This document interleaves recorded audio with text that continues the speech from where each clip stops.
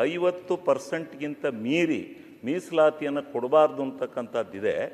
ಇದು ಸಾಧ್ಯವೇ ಅಂತಕ್ಕಂಥದ್ದು ಇಂದಿರಾ ಸಾಹ್ನಿ ಕೇಸ್ನಲ್ಲಿ ಈ ರೀತಿ ಸುಪ್ರೀಂ ಕೋರ್ಟು ರಿವರ್ಸ್ ಜಡ್ಜ್ಮೆಂಟ್ ಕೊಟ್ಟಿದೆ.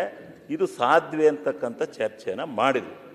ಆದರೂ ನೀವು ಆವಾಗ ಚುನಾವಣೆ ಹತ್ರ ಇತ್ತು, ನೀವು ಅದನ್ನು ಪಾಸ್ ಮಾಡಿದ್ರಿ. ನಮ್ಮದೇನು ಅದರಲ್ಲಿ ತಕರಾರಿಲ್ಲ, ನಾವೇನು ಅದಕ್ಕೆ ವಿರೋಧ ಮಾಡ್ತಕ್ಕಂಥದ್ದಲ್ಲ. ಆದರೆ ಸಿದ್ದರಾಮಯ್ಯನವ್ರು ಹೇಳಿದ್ದು ತಿರುಚಬಾರ್ದು. ನಮ್ಮ ಬೆಲ್ಲದವರು ಸಿದ್ದರಾಮಯ್ಯನವ್ರು ತಪ್ಪು ಹೇಳಿದ್ದಾರೆ, ಸಾರಿ ಕೇಳಬೇಕು ಅಲ್ಲ ಅಲ್ಲ ರೀ. ನಾವು ನಮ್ಮ ನಾಯಕರನ್ನ ಸಮರ್ಥನೆ ಮಾಡ್ಕೊಳ್ಳೋದು ಈ ಸದನದಲ್ಲಿದ್ದು ನನ್ನ ಕರ್ತವ್ಯ ನೋಡಿ. ಡ್ಯೂಟಿ ಶಿವಲಿಂಗ ಅವ್ರೆ, ಅವ್ರು ಹೇಳಿದ್ದು ಬಿಲ್ ಬಗ್ಗೆ ಮಾತಾಡಿ.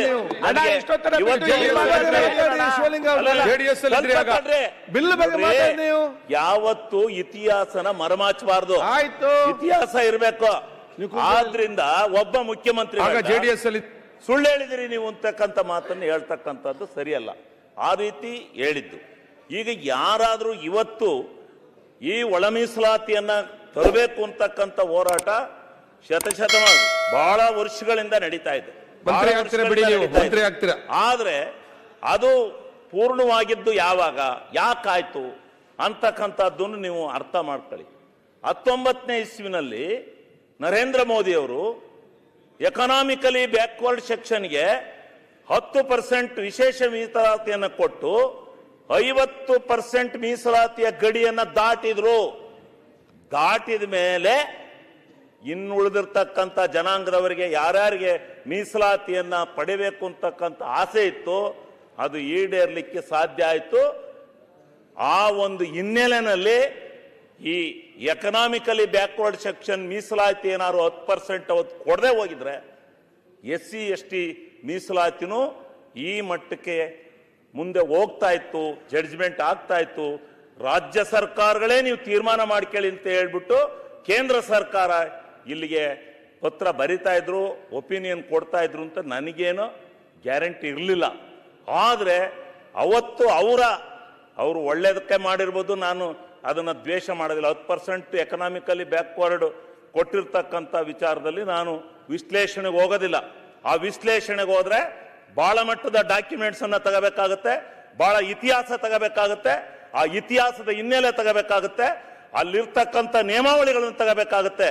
ಆ ಎಕನಾಮಿಕಲಿ ಬ್ಯಾಕ್ವರ್ಡ್ ಹೋಗ್ಬೇಕಾದ್ರೆ ಇವತ್ತು ಕೆಲಸಕ್ಕೆ ಸರ್ಕಾರದ ಸವಲತ್ತನ್ನು ಪಡಿಬೇಕಾದ್ರೆ ಅಲ್ಲಿರ್ತಕ್ಕಂಥ ಮಾನದಂಡಗಳನ್ನ ಆಲೋಚನೆ ಮಾಡಬೇಕಾಗುತ್ತೆ. ಗೊತ್ತಿದೆ ನಮಗೆ ಅದರ ಹಿನ್ನೆಲೆಯಲ್ಲಿ ಏನೇನು ಮಾನದಂಡಗಳನ್ನು ಹಾಕಿದ್ದಾರೆ, ಯಾವ್ಯಾವ ಮಾನದಂಡದ ಮೇಲೆ ಯಾವ್ಯಾವ ಸಮಾಜದವರು ಅದರಲ್ಲಿ ಪಾಲ್ಗಾರಿಕರಾಗಿದ್ದಾರೆ, ಯಾವ್ಯಾವ ಸಮಾಜದವರು ಅದರಲ್ಲಿ ಹೆಚ್ಚಿನ ಶ್ರೇಯಸ್ಸನ್ನು ಪಡಿತಾ ಇದ್ದಾರೆ, ಸವಲತ್ತನ್ನು ಪಡಿತಾ ಇದ್ದಾರೆ ಅಂತಕ್ಕಂಥ ಇತಿಹಾಸ ಗೊತ್ತಿದೆ. ಓದಿದ್ರು ಅಖಂಡ ಭಾರತದಲ್ಲಿ ಬೇರೆ ಮಾತನ್ನ, ಒಡಕಿನ ಮಾತನ್ನ ಆಡಬಾರ್ದು. ಎಲ್ಲ ಸಮಾಜಗಳು ಒಂದು, ನಾವೆಲ್ಲ ಒಂದಾಗಿ ಈ ಭಾರತ ದೇಶವನ್ನು ಕಟ್ಟಬೇಕು ಅಂತಕ್ಕಂಥ ಆಸೆ ಸ್ವಲ್ಪ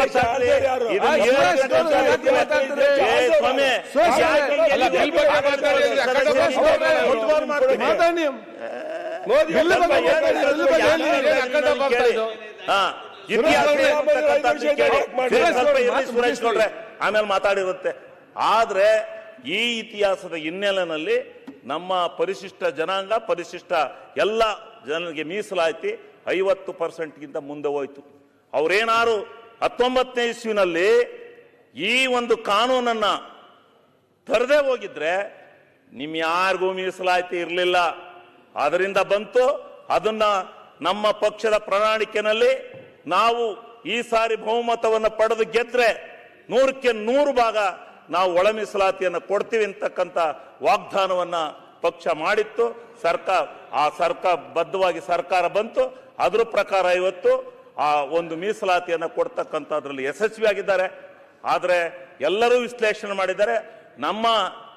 ನನ್ನ ಕಾನ್ಸ್ಟಿಟ್ಯೂನ್ಸಿಲು ನಮ್ಮ ಎಲ್ಲ ನಾಯಕರುಗಳು ಭೇಟಿ ಮಾಡಿ ಚರ್ಚೆ ಮಾಡಿದ್ದೇವೆ. ಎಲ್ಲರೂ ಲೆಫ್ಟ್ ರೈಟ್ ಎಲ್ಲರೂ ಸಂತೋಷವಾಗಿದ್ದಾರೆ. ಬೋವಿ ಸಮಾಜ ಮತ್ತು ಲಂಬಾಣಿ ಸಮಾಜದವರು ಸ್ವಲ್ಪ ನಮಗೆ ಕಡಿಮೆ ಆಗಿದೆ ಅಂತಕ್ಕಂಥ ಉಸಿರನ್ನು ಹಾಕ್ತಾ ಇದ್ದಾರೆ. ಅದಕ್ಕೋಸ್ಕರ ನಾನು ಈಗ ಹೆಂಗೂ ಮೀಸಲಾತಿ ಮುಂದೆ ಹೋಗಿದೀವಿ 50 ದಾಟಿ ಆಚೆ ಕಡೆ. ಆದ್ರಿಂದ ನೀವು ಇನ್ನೊಂದು ಎಷ್ಟು ಮಾಡ್ತಿರೋ ಕರುಣೆ ಇಟ್ಟು ಸರ್ಕಾರ ದಯಮಾಡಿ ಆ 2 ಸಮಾಜಗಳಿಗೂ ಕೂಡ ಅವರು ಮುಂದುವರೆದಿದ್ದ ಇರ್ಬೋದು. ನಾನು ಅದ್ರ ಬಗ್ಗೆ ವಿಶ್ಲೇಷಣೆ ಮಾಡಕ್ ಹೋಗೋದಿಲ್ಲ. ಅವರು ಬಹಳ ಮಟ್ಟಿಗೆ ಆರ್ಥಿಕವಾಗಿ ಆಗಲಿ ಶೈಕ್ಷಣಿಕವಾಗಿ ಆಗಲಿ ಮುಂದುವರೆದಿರ್ಬೋದು. ನಾನು ಅದ್ರ ಬಗ್ಗೆ ಇದ್ ಮಾಡಕ್ ಹೋಗೋದಿಲ್ಲ. ಅದ್ರ ಚರ್ಚೆ ಆದ್ರೆ ಅದು ಬೇರೆ.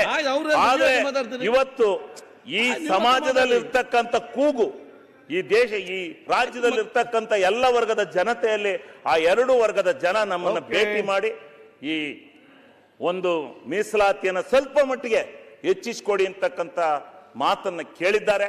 ನಮ್ಮನ್ನೆಲ್ಲ ಜನಪ್ರತಿನಿಧಿಗಳನ್ನ ಕಾಂಟ್ಯಾಕ್ಟ್ ಮಾಡಿದ್ದಾರೆ.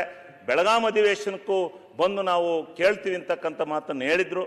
ಆದ್ರಿಂದ ದಯಮಾಡಿ ನಾನು ಸರ್ಕಾರಕ್ಕೆ, ಮಾನ್ಯ ಮುಖ್ಯಮಂತ್ರಿಗಳಲ್ಲಿ ಮನವಿ ಮಾಡ್ಕೊತಾ ಇದ್ದೀನಿ. ಇದರಲ್ಲಿ ಬಹಳ ನನಗೆ ಮಧ್ಯಾಹ್ನ ಮುಖ್ಯಮಂತ್ರಿಗಳೇ ಸುಳ್ಳು ಹೇಳಿದ್ದಾರೆ. ನೀವು ಸಾರಿ ಕೇಳಬೇಕು, ನೀವು ಕ್ಷಮೆ ಕೇಳಬೇಕು ಅಂತ ಹೇಳಿದಾಗ ಮನಸ್ಸಿಗೆ ಬಹಳ ನೋವಾಯ್ತು. ಅವರು ಹಂಗೆಲ್ಲ ಆ ಒಂದು ಸಂವಿಧಾನದ ಬಿಕ್ಕಟ್ಟನ್ನ, ಆ ವಿಚಾರಗಳನ್ನ ಮರೆತು ಮಾತನಾಡ್ತಕ್ಕಂಥವಲ್ಲ. ನಾನು 20 ವರ್ಷಗಳಿಂದ ಈ ಸದನದಲ್ಲಿ ಅವ್ರು ನೋಡಿದ್ದೇನೆ.